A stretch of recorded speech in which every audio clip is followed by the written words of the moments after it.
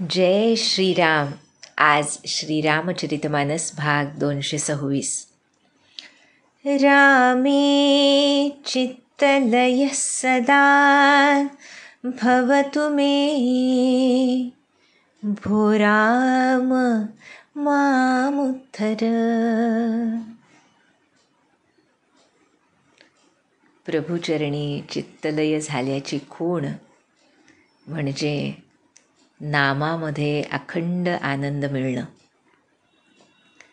इतर सर्व पारमार्थिक गोष्टी, त्यामध्ये लीला श्रवण, लीला गायन, चरित्रचिंतन, ज्ञानमार्गातल्या उपदेशपर गोष्टी, योगमार्ग, भक्तिमार्गामध्ये सुद्धा नामाला पूरक असलेल्या इतर गोष्टी, त्यामध्ये अखंड अनुसंधान राखायचा प्रयत्न करणं, या सर्व गोष्टींचा परिपाक हा भगवंताच्या नामामध्ये प्रीती उत्पन्न होण्यामध्ये झाला पाहिजे, असं आमच्या सद्गुरूंनी सांगितलं. जोवर इतर सर्व पारमार्थिक गोष्टींचा परिणाम नाम दृढ होण्यामध्ये होत नाही, तोवर आम्ही खऱ्या अर्थानं परमार्थ प्रवासाला सुरुवात केली असं म्हणता येत नाही. त्यामुळे नाम दृढ होणं म्हणजेच चित्तलयाचा प्रवास सुरू होणं. आणि हे आम्हाला कोण दाखवतायत? मुख्यतः ह्या सुंदरकांडामध्ये जे आपण मागच्या भागामध्ये सुरू केलं, सद्गुरु कृपेनं आम्हाला हे शिकवण्यासाठी हे सुंदरकांड आहे की हनुमंतांनी नामाशिवाय इतर कशामध्ये रस घेतला नाही. रामकाज करण्यामध्ये निपुण, ज्ञानींचे अग्रगणी, अत्यंत बुद्धिमान, नीती निपुण, अनेक विशेषणं आपण बघितली हनुमंतांची. ती सर्व त्या नामाचा परिपाक आहेत असं हनुमंतसुद्धा आम्हाला नंतर सांगणार आहेत. स्वतःबद्दल सांगितलं नाही तरी नामाचं महत्त्व ते जेव्हा लंकापती रावणाला सांगतात, त्यावेळी ते आम्हाला नामाचं महत्त्व इतक्या सुंदर रीतीनं विशद करून सांगतात.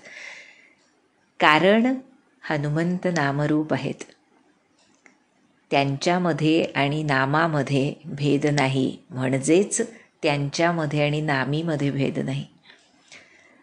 त्यामुळे भक्त रूपात आल्यानंतर हनुमंत आम्हाला नामामध्ये कसं रंगून जावं हे शिकवण्यासाठी रामकार्य करतायत. रामकार्य म्हणजे केवळ ते कामासाठी काम असं नाही आहे, तर नामात रत झाल्यामुळे नामी चरणी जी रती मिळाली त्यामुळे घडणाऱ्या गोष्टी ज्या त्या नामाच्या परिणाम रूपानं आहेत. त्यामुळे हनुमंत चरित्र बघताना, ऐकताना, वाचताना क्षणभर सुद्धा नामाला विसरता कामा नये असं आमचे महाराज म्हणतात. नाम विसरलं आणि आम्ही चरित्रात रंगलोय हे होऊ शकत नाही. महाराज म्हणतातच की तुम्ही ज्याचं चरित्र वाचताय त्याच्या नामाचं स्मरण असलंच पाहिजे, नाहीतर मग ते पाकळ्या विना फूल. अनुसंधान आहे आमचं पण नाम नाही, तर मग ते फूल कसं आहे, तर पाकळ्यांशिवायचं फूल आहे म्हणतात महाराज. महाराजांनी सांगितलं नाही आम्हाला की जेथे अनुसंधान तेथे मी. अर्थात ते आहेत, पण जेथे नाम तेथे मी, म्हणजेच अनुसंधान बरोबर नामानुसंधान असा त्याचा अर्थ महाराज आम्हाला करून सांगतात. कारण महाराज प्रत्यक्ष हनुमंत आहेत. त्यामुळे या सुंदरकांडाला शिष्याच्या दृष्टीनं आत्यंतिक महत्त्व आहे.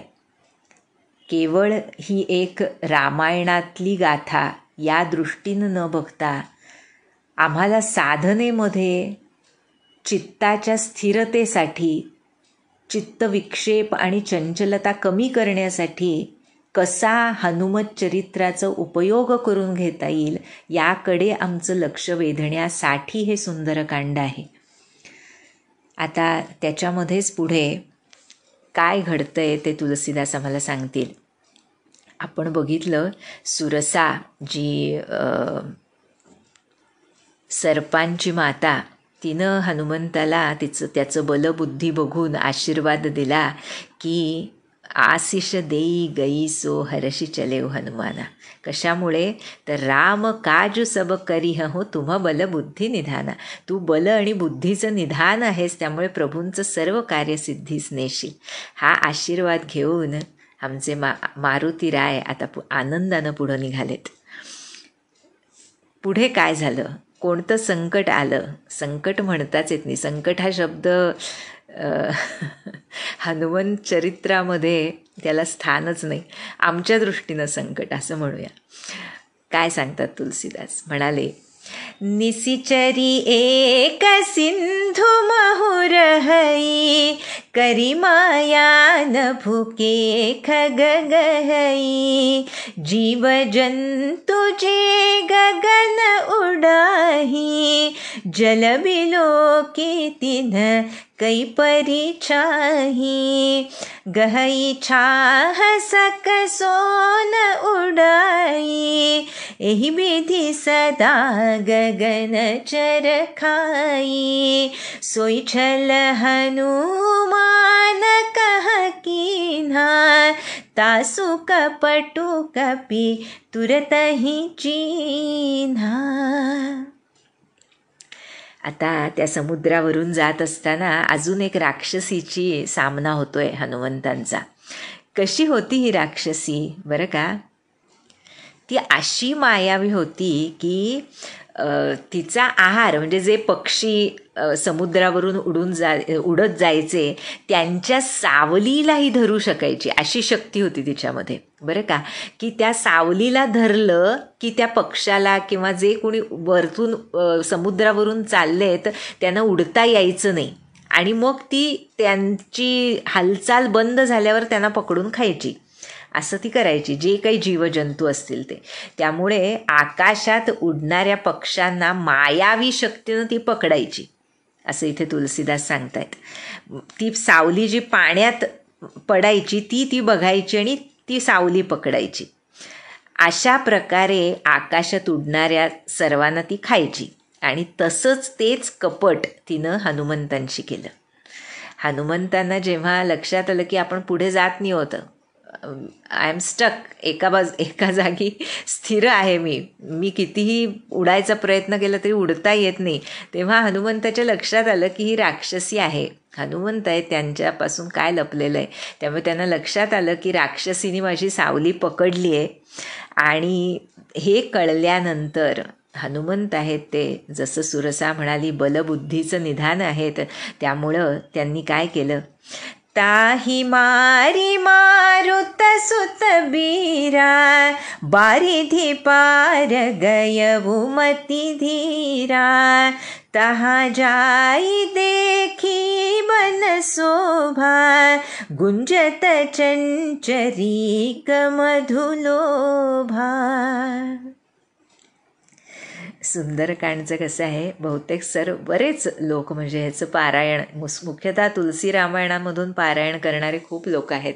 त्यामुळे आत्तापर्यंत जे रामचरितमानस झालं त्याच्या चौपाया दोहे जरी माहीत नसतील पूर्णपणे तरी सुंदरकांडच्या चौपाया आणि दोहे बहुतेक सर्वांना माहीत असतात, कारण आपल्याला ते जवळजवळ पाठ असतं. पण तरीसुद्धा अर्थासहित जेव्हा आपण ते बघतो त्यामुळे त्याच्यामध्ये मजा येते. हनुमंताबद्दल भक्ती दृढ होते, त्याचं काय म्हणावं कौतुक.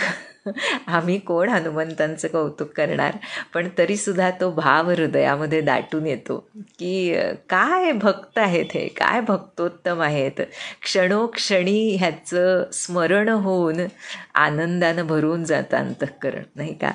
त्यामुळे त्या राक्षसीला धीर बुद्धीच्या माझ्या हनुमंतांनी मारून टाकलं आणि समुद्रापलीकडे गेले. तिथं काय दिसलं, समुद्रापलीकडे म्हणजे लंकेमध्येच बरं का, तिथं त्या वनाची शोभा दिसली. लंका हे एक अतिशय सुंदर पाचूचं बेट असावं तसं अत्यंत सुंदर वन आहे. त्यामुळे त्या वनाची शोभा दिसली जिथं मधाच्या लोभानं भ्रमर गुंजारव करत होते बरं का.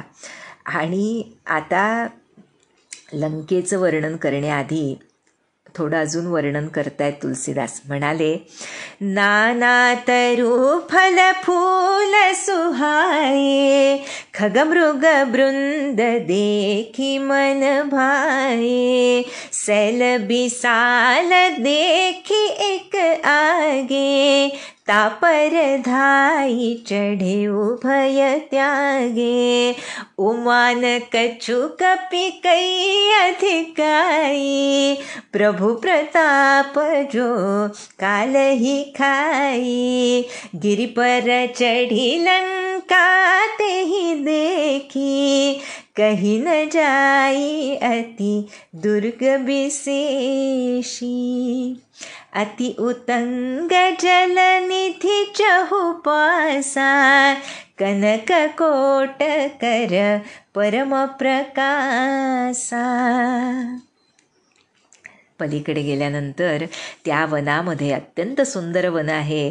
फळाफुलांनी वृक्ष बहरलेले शोभून दिसत आहेत. पशुपक्ष्यांचे समूह गुंजारव करतायत, किलबिलाट करतायत, ज्यानं हनुमंताचं मन प्रसन्न होऊन गेलं म्हटलंय. देखी मन भाय. समोर एक विशाल पर्वत दिसला हनुमंताला. निर्भयपणे त्याच्यावर उड्डाण करून पर्वतावर चढलेत हनुमंत बरं का. आणि आमचे शिवभगवान सांगतायत, किती छान पहा. कसं आहे ना, सुंदरकांडामध्ये जिथे जिथे आतापर्यंत आपण अनेक ठिकाणी बघितलं नाही का, पार्वती मातेला शिवभगवान कथा सांगतायत, रामायण सांगतायत. त्यामध्ये सुंदरकांडामध्ये मुख्यतः जिथे जिथे हनुमंतांबद्दल शिवभगवान सांगतायत किंवा पुढे राम हनुमंत भेटीबद्दल शिवभगवान सांगतायत, ह्या सर्व घटनांमध्ये शिवभगवानांचं आपल्या आराध्यावरचं प्रेम इतकं खोलवर प्रत्ययास येतं की त्या एकाच चौपाईवर दोह्यावर दिवस दिवस चिंतन करावं तसं करणारे संत आहेत बरं का. आपल्याला वाटतं की आपण रामायण वाचतो, पण खऱ्या अर्थानं रामायण हे संत वाचत असतात, जे एकेका चौपाईवर महिनोन महिने चिंतन करतात, त्याचा आस्वाद घेतात, त्याचा आनंद घेतात, त्या चौपाईला हृदयामध्ये दृढ करतात. हृदयामध्ये फक्त ती एकच चौपाई धरून इतर सगळ्याचा त्याग करून नामात राहतात. त्याला खरं चिंतन म्हणतात. तसं आमच्याकडून व्हावं ही खरोखर सद्गुरुनाथांच्या चरणी प्रार्थना आहे. तरच ह्या रामायण पठण चिंतनाचा परिणाम आमचं अंतःकरण परिवर्तन होण्यामध्ये, वृत्ती बदल होण्यामध्ये होतो असं आमचे महाराज म्हणतात. त्यामुळे इथं शिवभगवान सांगतायत, उमा सांगितलं ना की हनुमंत त्या एका उडीमध्ये त्या पर्वतावर चढले, एवढ्या उंच पर्वतावर. पण शिवभगवान सांगतायत, उमा यामध्ये त्या कपीची म्हणजे हनुमंताची काही बढाई नाही, अधिकाई नाही, त्याचा काही मोठेपणा नाही बरं का. प्रभू प्रताप जो कालही खाई. जो काळाचाही काळ आहे त्या प्रभू श्रीरामांचा हा प्रताप आहे.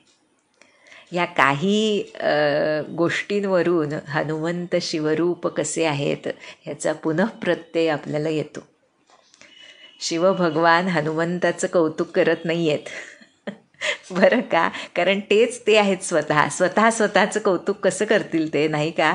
त्यामुळे म्हणतायत, हा माझा प्रताप नाही, त्या कपीचा प्रताप नाही, हा माझ्या आराध्याचा प्रभू श्रीरामांचा प्रताप आहे की हनुमंत एका उडीमध्ये त्या पर्वतावर चढलेत बरं का. आणि पुढे हनुमंत त्या पर्वतावर जे चढले त्यांनी तिथून लंका पाहिली, निरीक्षण केलं सबंध लंकेचं. उंच पर्वत होता ना तो. आणि विचार केला की हा किल्ला, लंका हा किल्ला आहे नाही का, तर हा किल्ला कल्पनेहून फारच मोठा आहे असं हनुमंत म्हणतायत. आणि अत्यंत उंच आहे हा किल्ला पूर्ण. चारही बाजूनी समुद्र आहे आणि त्या किल्ल्याच्या सोन्याची जी तटबंदी होती त्या किल्ल्याला, त्याचा प्रकाश सगळीकडे पसरलेला होता.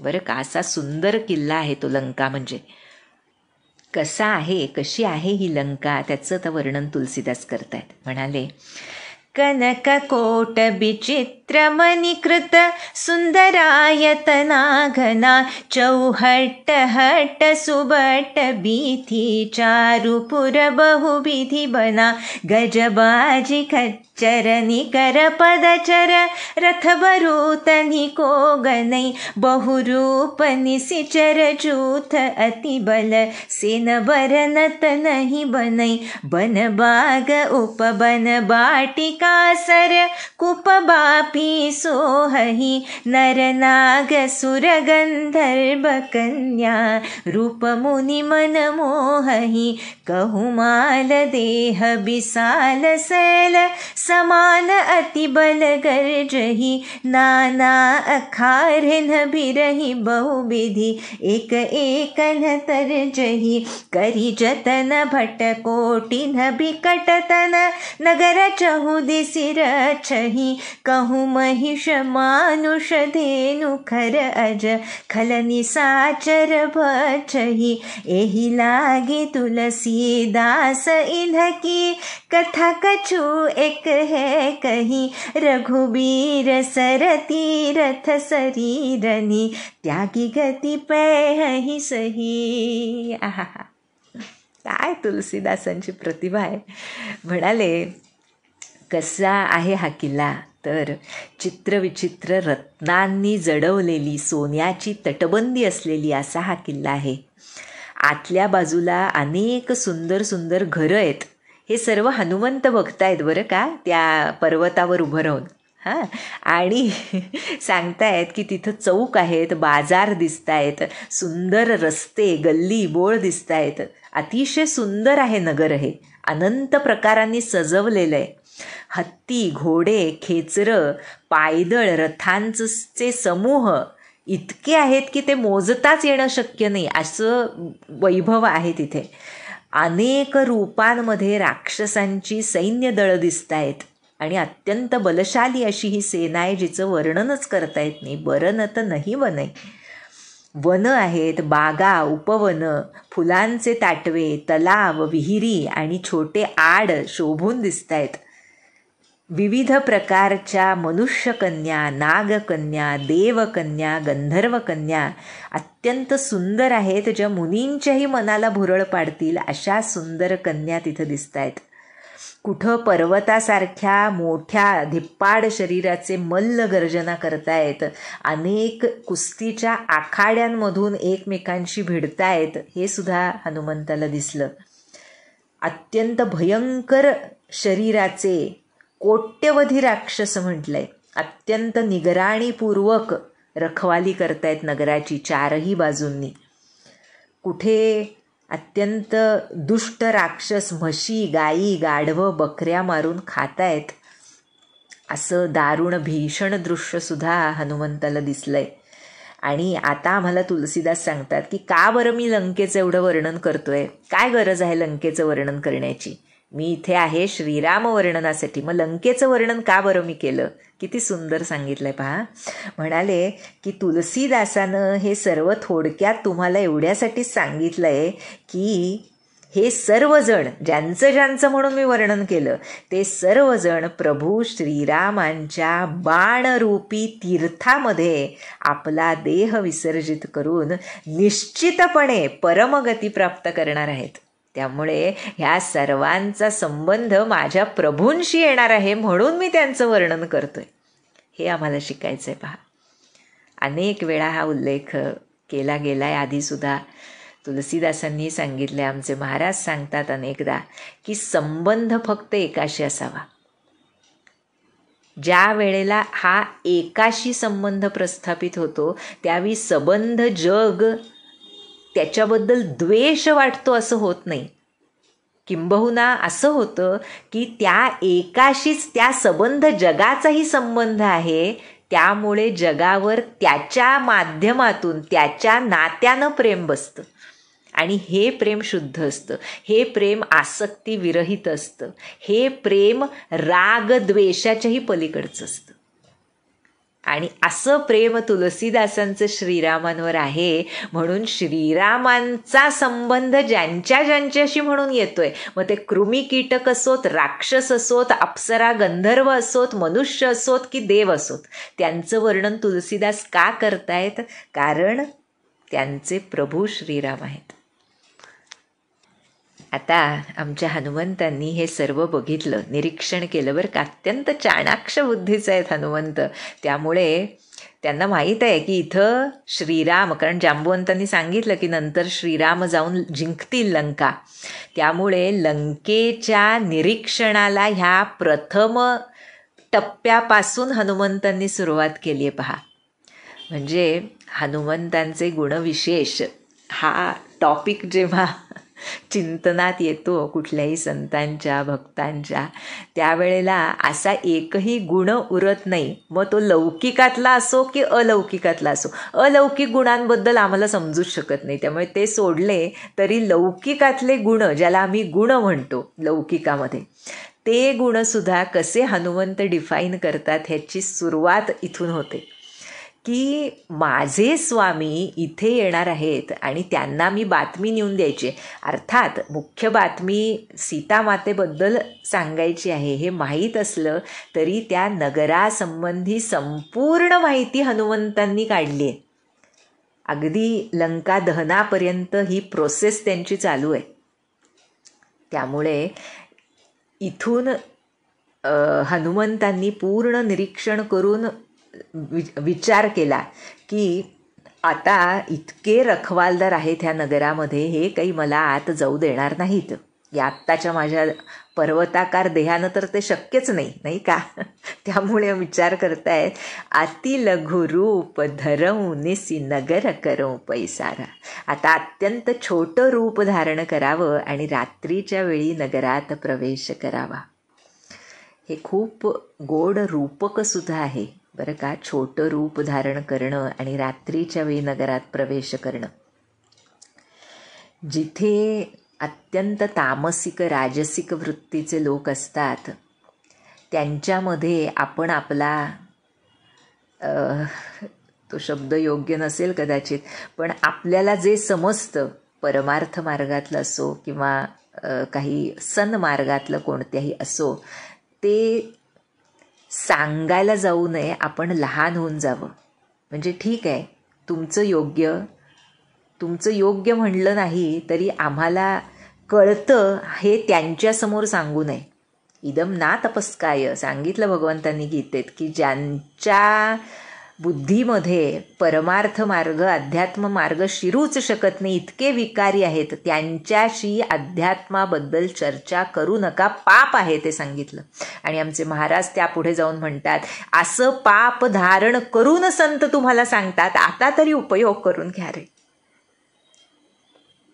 याहून काय सांगायचं त्यांनी. पण हनुमंत इथे आमच्यासारख्या सामान्यांसाठी सांगतायत की ते राक्षस आहेत ना, मग त्यांच्याशी समोरून वार करण्यापेक्षा जरूर पडली तर करणारे ते हनुमंत आहेत, पण आमच्यासाठी सांगतायत की लहान होऊन जा. तुम्ही तुमच्या जी काही बुद्धी भगवंतांनी दिलेली आहे त्याप्रमाणे प्रत्येकाला सांगायला जाऊ नका. महाराज आमचे म्हणाले ना, जगासाठी परमार्थ नाही, तो फक्त आपल्यासाठी आहे हे लक्षात घ्यावं. त्यामुळे अनेक दोष, अनेक विघ्न, अनेक कर्मबंधनं यापासून आपण मुक्त होत असतो. त्यामुळे हनुमंतांनी काय केलं की आता छोटं रूप धारण करावं आणि रात्रीच्या वेळी नगरात प्रवेश करावा बरं का, म्हणजे कुणाला कळणार नाही. आता काय केलं हनुमंतांनी आणि कोण भेटतायत त्यांना, कोण भेटली बरं का. मसक समान रूप कपिधरी लंकही चले सुमिरी नरहरी नाम लंकिनी एक निसिचरी सो कह चले सी मोहि निंदरी. अशा रीतीनं अत्यंत छोटं रूप धारण करून मसक समान म्हटलंय बरं का. एखादी छोटी माशी असावी तसं रूप छोटं धारण करून आणि काय करून सुमिरी नरहरी बरं का, मनुष्य लीला करणाऱ्या श्रीहरींचं सुमिरन करून स्मरण करून लंकेला प्रवेश करण्यासाठी हनुमंत निघालेत. आणि लंकेच्या दारावर जी पहारेकरी आहे, कोण आहे ती? लंकिनी नावाची राक्षसी आहे जी समोर आली. आणि लंकिनी अत्यंत तीक्ष्ण बुद्धीची, अत्यंत चाणाक्ष, अत्यंत कर्तव्यदक्ष अशी ही राक्षसी आहे बरं का. आणि ती म्हणतीये की मला टाळून, माझी उपेक्षा करून, मला डावलून, मला न विचारता तू निघालास कुठे. तिनं बघितलं हनुमंताला बरं का. आणि पुढे म्हणतीये, जानही नहीं मरमु सठ मोरा, मोर आहार जहाँ लगी चोरा, मुठिका एक महाकपिहनी, रुधिर बमत धरणी ढनमनी. हे सठा, हे शठ म्हणजे हे मूढ, तुला माझं रहस्य कुठं माहिती आहे, त्यामुळे मला तू डावलून निघालायस. तू जाणतोस काय मी कोण आहे? जितके चोर असतात आणि ते इथं येतात लंकेत चोरण्यासाठी, सोन्याची आहे ना लंका, त्यामुळे सोनं चोरण्यासाठी चोर यायचे आणि ते माझा आहार बनतात असं लंकिनी सांगते हनुमंतांना बरं का. जितके चोर येतात ते माझा आहार बनतात. आणि हे ऐकून हनुमंतांनी मुठिका एक महाकपिहनी, एक जोरात मुष्टीप्रहार केला लंकिनीवर. आणि त्यावेळेला तोंडातून रक्त ओकत ही जमिनीवर राक्षसी पडली. रुधिर पमत धरणी ढनमनी. माहीत नव्हतं तिला आधी कोण आहेत हनुमंत बरं का. पण जसं म्हटलं, शी इज व्हेरी स्मार्ट. तिला माहीत आहे, तिला सांगितलेलं होतं काय, पुनी संभारी उठी सोलंका, जोरी पानी कर बिनय सशंका, जब रावण ही ब्रह्म बर दीन्हा, चलत बिरंची कहा मोहि चिन्हा, बिकल हो सीतई कपि के मारे, तब जाने सुनि सिचर संघारे, तात मोर अति पुण्य बहुता, देखे उनयन राम कर दूता. काय गुण. पडली ती जमिनीवर हनुमंतांनी ठोसा दिल्यावर, पण पुन्हा स्वतःला सावरत उठली.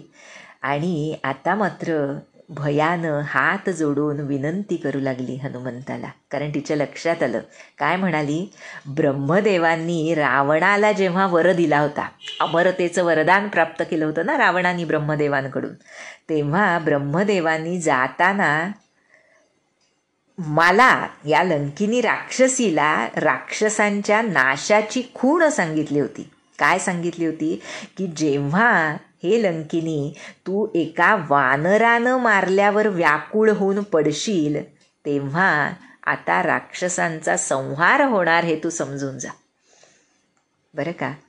हे लंकिनीच्या लक्षात आलं, कारण अत्यंत बलशाली होती ती सुद्धा. पण जेव्हा हनुमंताच्या ठोशामुळे तिला काहीच करता येईना, पडली ती जमिनीवर, त्यावेळेला त्याच्या बलाची कल्पना आली. आणि त्याच वेळेला त्या ठोशानंच बहुतेक त्या ब्रह्मदेवाच्या म्हणण्याचं स्मरण तिला झालं असावं. त्यामुळे पण जसं म्हटलं, कर्तव्यदक्ष होती, राक्षसीचा जन्म आलेला होता, रावणाच्या नगरीमध्ये राखण करत होती. पण राक्षसी असली तरी हनुमंतांचं दर्शन झालंय ना तिला, त्यामुळे म्हणतीये की प्रभू श्रीरामांच्या दूताला मी माझ्या डोळ्यांनी बघितलं, हे माझं मोठं पुण्य होय बरं का. तात मोर अतिपुण्य बहुता, देखेऊ नयन राम कर दूता. आहा, काय खरंच कसं असतं पहा, संत दर्शन, संत शिरोमणी, संतांचे अग्रज किंबहुना सर्व संतांचा उगम आहेत ना हनुमंत. त्यामुळे हनुमंतांच्या दर्शनानं काय होऊ शकत नाही. सबंध वृत्तीचं परिवर्तन एका क्षणात करण्याची क्षमता ज्यांची, त्या हनुमंतांच्या दर्शनानं, केवळ दर्शन नाही त्यांच्या प्रहारानं केवढं पुण्य पहा. आणि गंमत, आता पुढची गंमत अजून मोठी आहे की वृत्ती बदल कुठल्या एक्सटेंटपर्यंत क्षणात करू शकतात संत. संतांनी सांगितलं ना, तत्काळ पालट होतो वृत्तीमध्ये संत दर्शनामुळे. कसा होतो काय सांगतेय पहा. आता कोण सांगतेय? ही लंकिनी राक्षसी सांगतेय.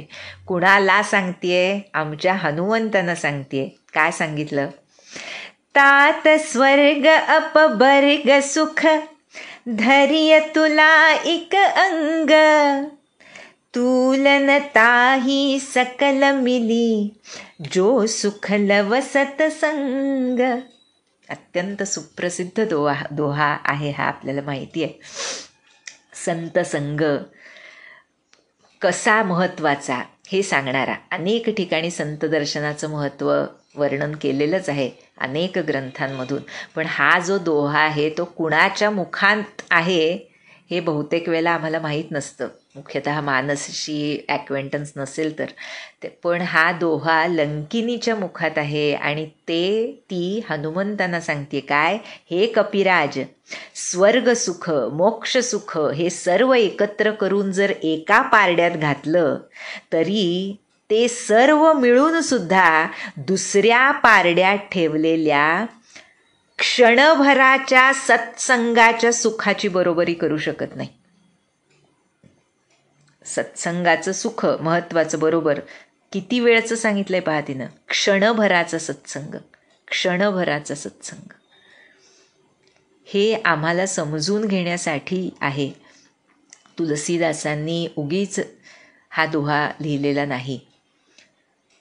आम्हाला अनेकदा सत्संग मिळावा असं वाटत असतं. जेव्हा सत्संगात असतो तेव्हा तो संपू नये, पुन्हा पुन्हा मिळत राहावा ही अपेक्षा असते. पण आमचे महाराज म्हणतात सत्संग तेव्हाच फळतो जेव्हा त्या सत्संगात जे सांगितलं गेलेलं असतं ते आमच्या आचरणात येतं. आणि असं आचरण जेव्हा होतं तेव्हा क्षणभराचा सत्संग फळतो, जसा ह्या लंकिनी राक्षसीला फळला. क्षणाचा सत्संग आहे हनुमंतांचा, नाही का? आले हनुमंत, एक क्षण बोलणं झालं, ती सांगतेय त्यांनी तिला ठोसा लगावला, ती खाली पडली. ह्या एका क्षणामध्ये तिची वृत्ती बदलली आणि तिच्या लक्षात आलं कशामुळे ही वृत्ती बदलली. हे फार महत्त्वाचं आहे. राक्षसी असू देत ती, पण आम्हाला कळत नाही. अनेकदा आम्हाला वाटत असतं की वृत्ती बदल मी माझ्या कर्तबगारीवर केला आहे. अगोदर माझी वृत्ती अशी खराब होती आणि आता मनावर नियंत्रण आणून मी माझी वृत्ती बदलली आहे. हे सुद्धा आम्हाला लंकिनी राक्षसी कसं चूक आहे हे पटवून देते. कसं चूक आहे तर मी माझ्या कर्तबगारीवर वृत्ती बदलू शकत नाही. त्यासाठी संत संग, संताचा आशीर्वाद, त्यांची कृपा आवश्यक असते. त्याशिवाय मी माझी वृत्ती बदलू शकत नाही आणि बदलू शकले तरी ती टिकत नाही. महाराज म्हणाले ना, टिकवणं फार अवघड असतं. ते ह्या वृत्ती बदलाच्या संदर्भात आहे मुख्यतः. अनेकदा आम्हाला वाटतं माझा क्रोध आटोक्यात आला, माझा काम आटोक्यात आला, लोभ आटोक्यात आला. पण ज्या वेळेला अशी परिस्थिती समोर येते त्या वेळेला तो आटोक्यात ठेवणं हे फक्त प्रभुकृपेनं, सद्गुरुकृपेनं घडत असतं. हे ज्याला कळतं त्याला अहंकार होऊच शकत नाही की मी माझी वृत्ती ताब्यात ठेवली. आणि हे सुद्धा आम्हाला इथं लंकिनी शिकवते. हनुमंताला शिकवत नाही आहे ती बरं का. ती हनुमंतांना सांगत नाही, पुढे सांगते हनुमंतांना, पण आत्ता हे जे शिकवते ते आम्हाला शिकवते आहे की लव सत्संग, क्षणाचा सत्संग मिळाला आहे ना तुम्हाला, लुटून न्या. महाराज जे म्हणाले लुटून न्या मला, ते लुटणं जे आहे ते अशा क्षणाच्या सत्संगामध्ये ज्याला साधतं त्याची भूमिका थोडीशी तयार असते, जसं आमचे महाराज म्हणतात. आणि मग उपरती जी होते, उपरती त्यालाच म्हणतात जी पुन्हा उलट्या दिशेनं जात नाही. त्यामुळे तशी झाली की खऱ्या अर्थानं रामचरणी रती निर्माण होते. त्यामुळे सत्संगाची परिणती ही रामरती आहे. त्यामुळे आता पुढे तुलसीदासांनी लंकिनीच्या तोंडी जी चौपाई घातली आहे त्यावरून पुन्हा आमच्या हनुमंतांची लीनता दिसून येते, त्यांच्या भक्तीचा गोडवा दिसून येतो. बघूयात आधी. म्हणाले, प्रबिसी नगर कीजे सब काजा, हृदय राखी कोसलपुर राजा, गरल सुधारी पुकरहि मिताई, गोपद सिंधु अनल शीतलाई.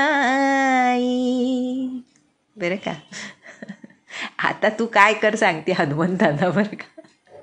मला फार गंमत वाटते या चौपाईची. पण हनुमंतांना ही लंकिनी राक्षसी जी त्यांच्याच ठोशाने खाली पडली आहे, पण त्या एका क्षणाच्या सत्संगामध्ये पूर्ण पालटून गेली आहे, अशी लंकिनी हनुमंतांना सांगते, हनुमंता, अयोध्यापुरीचे राजे श्री रघुनाथ यांना हृदयात धारण कर आणि नगरामध्ये प्रवेश कर. कारण काय सांगतेय, श्रीरामांमुळे विष अमृत बनतं, शत्रू मैत्री करू लागतो आणि समुद्रसुद्धा गायीच्या खुरामुळे एवढासा जर खड्डा पडला असेल तर केवढा असतो तो खड्डा, तितका छोटा होतो समुद्र. आणि अग्नीमध्ये सुद्धा थंडगारपणा येतो. बरं का? हे लंकिनी हनुमंतांना सांगते, जे आपण अगोदर देखील बघितलं. तेव्हा मी म्हटलं होतं की पुढे राक्षसीसुद्धा जेव्हा हनुमंतांना सांगते त्यावेळी आपल्याला साहजिकच असं वाटतं की का बरं हनुमंतांना काय सांगतायत हे सगळे, नाही का? कारण हनुमंत ह्या सगळ्या गोष्टींना डिफाईन करणारे आणि त्याच्याही पलीकडे आहेत. पण भक्तोत्तमाचं लक्षण आम्हाला कळावं यासाठी हे आहे की कुणीही काहीही सांगितलं, मग ती राक्षसी का असे ना, माझ्या प्रभूंबद्दल सांगते ना, मग मी त्याचं पालन केलं पाहिजे. कोणतंही किलमिश हनुमंतांच्या मनात येत नाही. आमच्या मनात थोडंसं किलमिश येतं की का बरं हनुमंतांना सांगतात, म्हणजे ते खरं किलमिश आमच्याच मनात आहे, नाही का? पण हनुमंतांच्या मनात अजिबात काही त्याच्याबद्दल काय म्हणायचं, कनिष्ठपणाची भावना येत नाही की मला का सांगते. अत्यंत प्रेमानं हनुमंत फॉलो करतात. पुढं सीतामाई तर सांगतेच, पण ती सीतामाई सांगते निदान तिथे, पण इथे पहा ना, इथं राक्षसी सांगते हनुमंतांना की बाबा रे, तू हृदयामध्ये कोसलपूर राजाची पावलं धरून लंकेमध्ये प्रवेश कर. आहे काय हनुमंतांच्या हृदयात दुसरं, नाही का? त्यामुळे हे लंकिनीनं सांगितलं आणि यानंतर आता हनुमंत लंकेमध्ये प्रवेश करतायत. कसा प्रवेश केला, पुढे काय झालं, कोण भेटलं त्यांना सर्वप्रथम, या सर्व गोष्टींचं वर्णन तुलसीदासांनी अद्भुत रीतीनं केलं आहे सुंदरकांडामध्ये. ते आपण पुढच्या भागामध्ये बघूया. लंकिनी राक्षसीनं वर्णन केलेला सत्संग, तात स्वर्ग अपवर्ग सुख धरिय तुला इक अंग, तूलन ताही सकल मिली जो सुख लव सत्संग. तसा सत्संग ज्यानं खऱ्या अर्थानं आमच्या हृदयाचं परिवर्तन होईल असा आम्हाला महाराज कृपेनं अखंड लाभो. त्यांच्या चरणीच अखंड राहण्याची बुद्धी त्यांच्या कृपाशीर्वादानं आम्हाला होवो आणि त्यांना जे आवडतं ते भगवंतांचं नाम, त्यामध्येच आम्हाला अखंड रती लाभो, ही प्रार्थना करून सुंदरकांडचा हा भाग इथे संपूया. जानकी जीवन स्मरण. जय जय राम.